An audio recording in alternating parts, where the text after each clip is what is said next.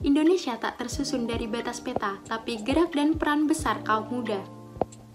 Indonesia saat ini semakin maju dan berkembang dengan adanya berbagai macam industri, seperti industri batik yang merupakan salah satu dari subsektor dari industri tekstil.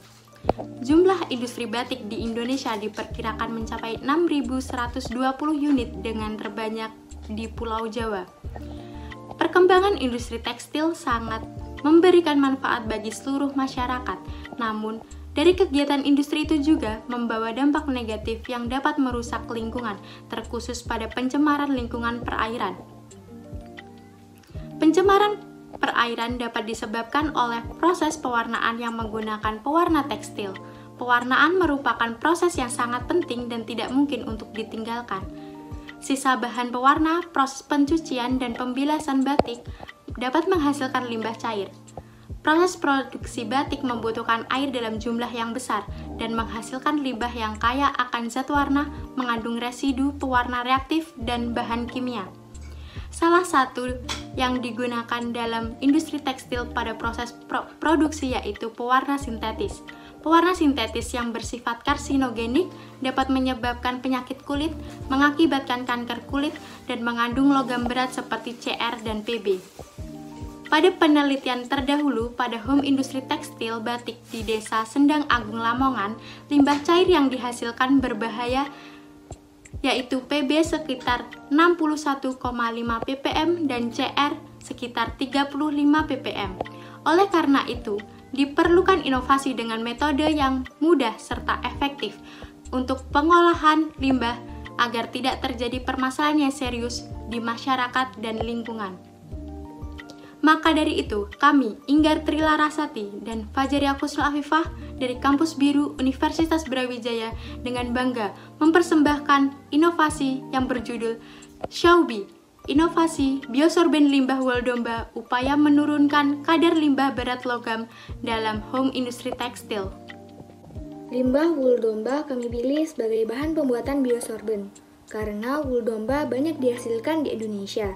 Dapat dilihat dari data statistik, jumlah dalam satu provinsi mencapai 1 juta lebih populasi. Selain itu, limbah wul domba ini memiliki kadar keratin yang cukup tinggi, sebesar 95%. Dengan keratin inilah dapat digunakan sebagai adsorpsi yang baik untuk memisahkan zat yang berbahaya dalam limbah cair. Adsorpsi bisa terjadi karena adanya ikatan disulfida dan karbonil yang terdapat pada kadar keratin. Kadar keratin jika semakin tinggi, maka akan semakin tinggi pula daya serap adsorpsinya. Sedangkan dari penelitian sebelumnya, bulu ayam memiliki kadar keratin sebanyak 80%, mampu memisahkan logam berat dengan 12,3 mili per menit dalam 5 menit tanpa perlakuan modifikasi.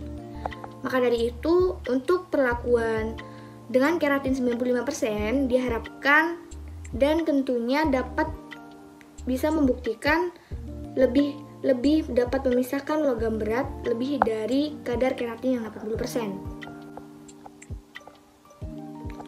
Selanjutnya yaitu terdapat tahapan pembuatan biosorben Shaubi kami, yang mana terjadi menjadi 3 tahapan. Yang pertama yaitu tahapan pretreatment, modifikasi, dan adsorpsi. Pretreatment ini perlakuan awal yang dilakukan dengan penyortiran limbah bulu domba yang telah dikumpulkan, dilanjutkan dengan pencucian bersih dari proses pembilasan, pembersihan secara bersih dengan kotorannya, penjemuran, dan penghilangan lemak. Penghilangan lemak menggunakan aseton dan dikeringkan menggunakan oven. Setelah dilakukan pretreatment, maka dilakukan lanjutan yaitu berupa modifikasi limbah wul yang telah dibersihkan. Dilakukan dengan merendamnya di dalam HCl 1 molar disertai dengan pengadukan dengan kecepatan 150 rpm.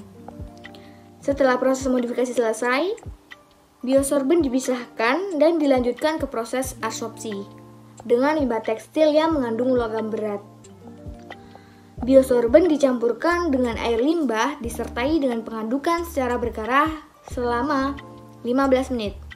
Setelah adsorpsi dilakukan penyetabilan pH agar air limbah dapat dibuang langsung ke lingkungan dengan menambahkan larutan asam jika pH tinggi dan menambahkan larutan basa jika pH rendah.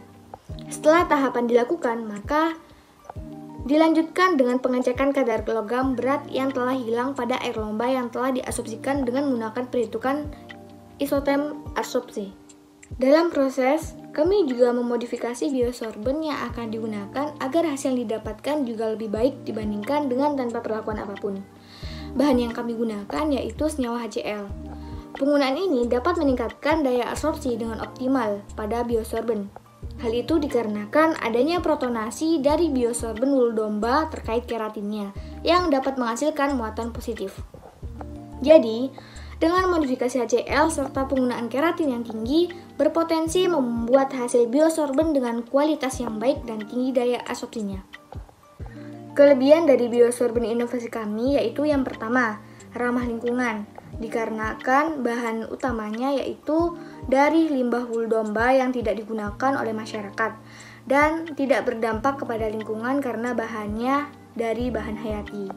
Dan yang kedua yaitu daya absorpsi yang dimilikinya cukup tinggi, yang mana dihasilkan dari keratin dengan kadar yang tinggi dan modifikasi yang memudahkan dalam absorpsi.